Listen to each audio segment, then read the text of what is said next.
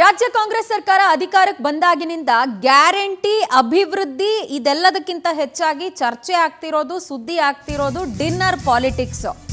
ಪ್ರತಿ ಬಾರಿ ಬ್ರೇಕ್ಫಾಸ್ಟ್ ಡಿನ್ನರ್ಗಳಿಗೆ ಏನೂ ಕೊರತೆ ಇಲ್ಲ ಅನ್ನುವಂತೆ ಆಯೋಜನೆ ಆಗ್ತಾ ಇರುತ್ತೆ. ಇದೀಗ ಕುರ್ಚಿ ಕದನದ ನಡುವೆ ಮತ್ತೆ ಡಿನ್ನರ್ ಪಾಲಿಟಿಕ್ಸ್ ಮುನ್ನೆಲೆಗೆ ಬಂದಿದೆ. ಡಿಕೆ ಶಿವಕುಮಾರ್ ಅವರು ಕೆಪಿಸಿಸಿ ಅಧ್ಯಕ್ಷರಾಗಿ 6 ವರ್ಷದ ಹಿನ್ನೆಲೆಯಲ್ಲಿ ಒಂದು ಔತಣಕೂಟ ಆಯೋಜನೆ ಮಾಡಿದ್ದಾರೆ. ಬಟ್ ಡಿಕೆ ಶಿವಕುಮಾರ್ ಅವರಿಗೆ ಮುನ್ನವೇ ಮತ್ತೊಂದು ಡಿನ್ನರ್ ಪಾರ್ಟಿ ಆಯೋಜನೆ ಆಗಿದೆ, ಅದು ಮುಖ್ಯಮಂತ್ರಿಗಳಿಂದ.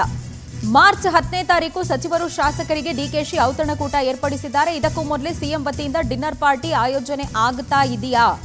ಬಜೆಟ್ ಕಾರ್ಯಾಗಾರದ ನೆಪದಲ್ಲಿ ಡಿನ್ನರ್ ಆಯೋಜನೆ ಮಾಡಲಾಗುತ್ತೆ ಅನ್ನುವಂಥ ಚರ್ಚೆ. ಡಿಕೆ ಜೊತೆಗೆ ಶಕ್ತಿ ಪ್ರದರ್ಶನಕ್ಕೆ ಸಿದ್ದರಾಮಯ್ಯನವರು ಈ ಮೂಲಕ ಮುಂದಾದ್ರ ಅನ್ನೋದು ಕೂಡ ಕುತೂಹಲ. ಮಾರ್ಚ್ 11ನೇ ತಾರೀಕು ಶಾಸಕಾಂಗ ಪಕ್ಷದ ಸಭೆಯನ್ನ ಮುಖ್ಯಮಂತ್ರಿಗಳು ಕರೆದಿದ್ದಾರೆ.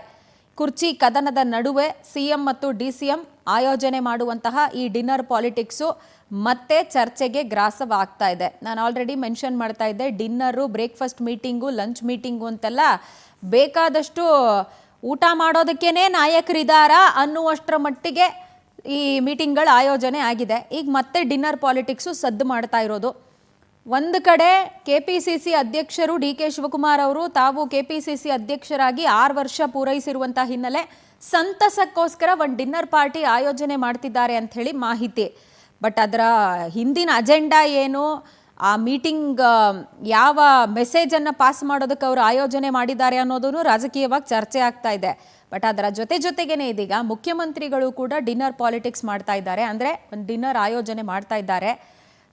ಇದು ಎಲ್ಲೋ ಒಂದು ಕಡೆ ನಾಯಕರುಗಳು ಬಲ ಪ್ರದರ್ಶನಕ್ಕೆ ಮುಂದಾದ್ರ ಅಂತ. ಇಬ್ಬರೂ ನಾಯಕರು ನಮ್ಮ ಕಡೆ ಇಷ್ಟಿಷ್ಟು ಜನ ಇದ್ದಾರೆ, ನಾನು ಕರೆದ್ರೆ ನನ್ನ ಹಿಂದೆ ಇಷ್ಟು ಜನ ನಿಂತ್ಕೊಳ್ತಾರೆ ಅನ್ನುವಂತಹ ಬಲ ಪ್ರದರ್ಶನ, ಹೈಕಮಾಂಡಿಗೆ ಒಂದು ಸಂದೇಶ ರವಾನೆ ಮಾಡೋದಕ್ಕೆ ಇದೆಲ್ಲವೂ ಕೂಡ ಆಯೋಜನೆ ಆಗ್ತಾ ಇದೆಯಾ ಅನ್ನೋದು ಸದ್ಯಕ್ಕಿರುವಂತಹ ಪ್ರಶ್ನೆ.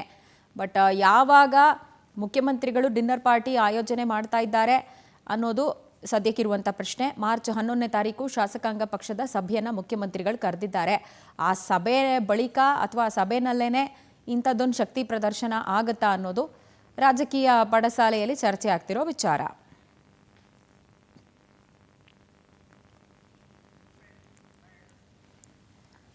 ಡೀಟೇಲ್ಸ್ ಕೊಡ್ತಾರೆ ನಮ್ಮ ಪ್ರತಿನಿಧಿ ರೂಪೇಶ್, ನಮ್ಮೊಂದಿಗೆ ಲೈವ್ನಲ್ಲಿ ಕನೆಕ್ಟ್ ಆಗ್ತಾ ಇದ್ದಾರೆ. ರೂಪೇಶ್, ಈ ಡಿನ್ನರ್ ಪಾಲಿಟಿಕ್ಸು, ಲಂಚು, ಬ್ರೇಕ್ಫಾಸ್ಟ್ ಮೀಟಿಂಗ್ಗಳು ಬರೀ ಇಷ್ಟಕ್ಕೆ ಸೀಮಿತವಾಗದೆ ಒಂದು ಮೆಸೇಜ್ ಪಾಸ್ ಮಾಡೋದು, ಬಲ ಪ್ರದರ್ಶನ ಮಾಡುತ್ತೆ ಅನ್ನೋದು ಸಾರ್ವಕಾಲಿಕ ಜಗಜ್ಜಾಹೀರಾಗಿರೋ ಸತ್ಯ. ಬಟ್ ಈಗ ಕೆಪಿಸಿಸಿ ಅಧ್ಯಕ್ಷರು ಒಂದು ಕಡೆ ಡಿನ್ನರ್ ಮೀಟಿಂಗು, ಸಿಎಂಒ ಆಯೋಜನೆ ಮಾಡ್ತಾರೆ ಅನ್ನುವಂತಹ ವಿಚಾರ ಏನು ನಡೀತಾ ಇದೆ ಕುರ್ಚಿ ಕದನದ ಮಧ್ಯೆ?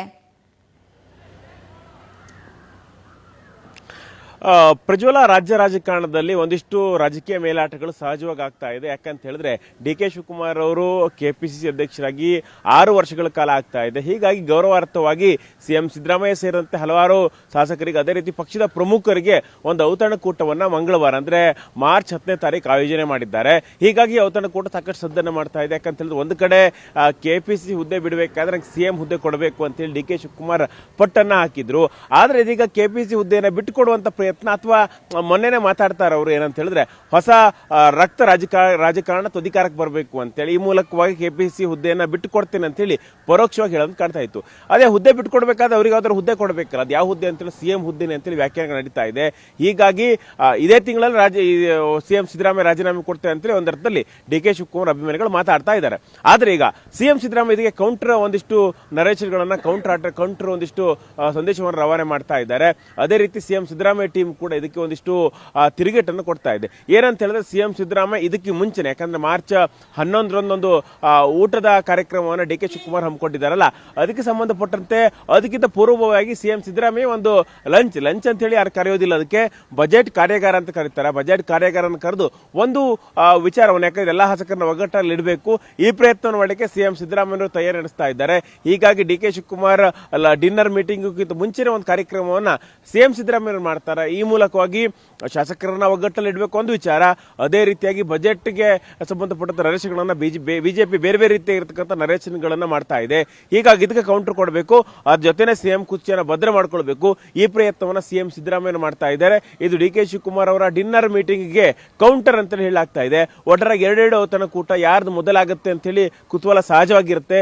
ಸಿಎಂ ಸಿದ್ದರಾಮಯ್ಯ ಒಂದಿನ ಮುಂಚೆನೆ ಅಂತ ಹೇಳಿದ್ರೆ ಸೋಮವಾರವೇ ಈ ಔತಣಕೂಟವನ್ನ ಮಾಡ್ತಾರೆ. ಯಾಕಂತ ಹೇಳಿದ್ರೆ ಬಜೆಟ್ ಅಧಿವೇಶನ ಶುರುವಾಗಿದೆ.